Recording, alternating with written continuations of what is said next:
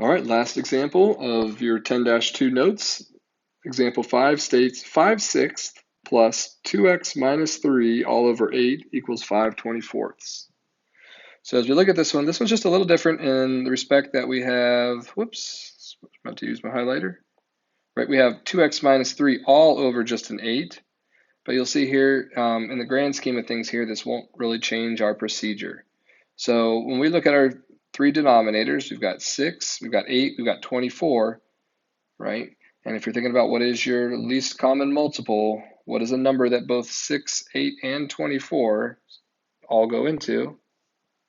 Well, if you think about this here, both 6 and 8 go into 24, so 24 is going to be our least common multiple. So we're going to use 24 to get rid of our fractions. We're going to multiply this side times 24, multiply this side times 24. So here we go.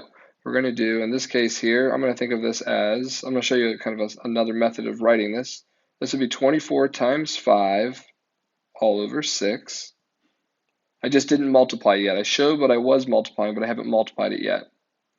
And then when we do 24 times our 2x minus 3, I'm going to write it like that. 24 times, in parentheses, 2x minus 3, right now all over 8. And that should equal 24 times 5 over 24. So how does that help us? Well, if you're using a calculator, you can go ahead and simplify them using that if you want to. If you're not, and you're trying to not let your numbers get too big, I can think about this as, well, 6 goes into 6 once and goes into 24 4 times. And now I'm left with 4 times 5, which is going to give me 20. Now I've been 20 over 1, so that's all we need.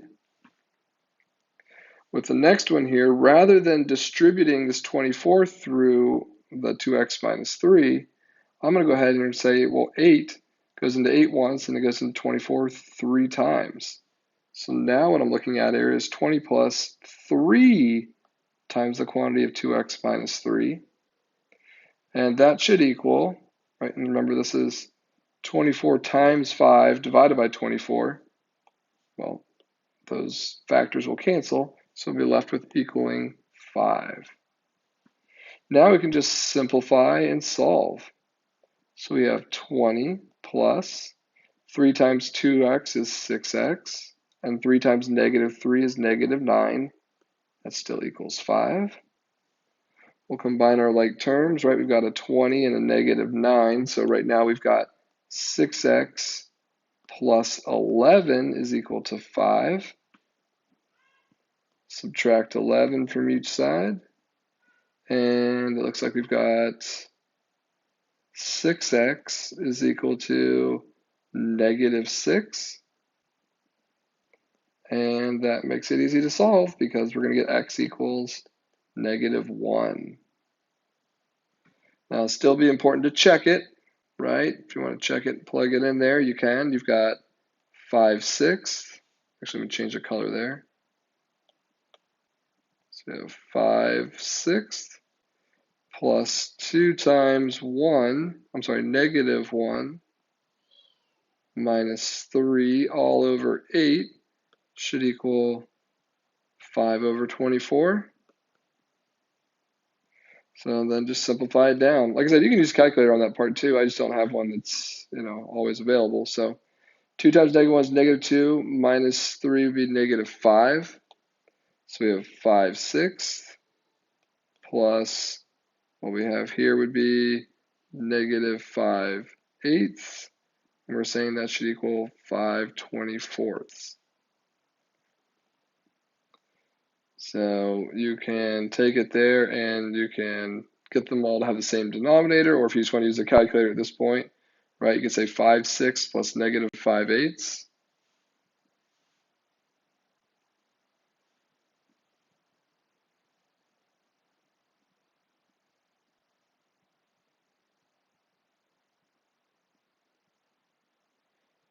And you see there we get 0.20833333333, right? So, and then we go back here, right? It's supposed to equal 5/24. So let's just double check. Oops, sorry, wrong one.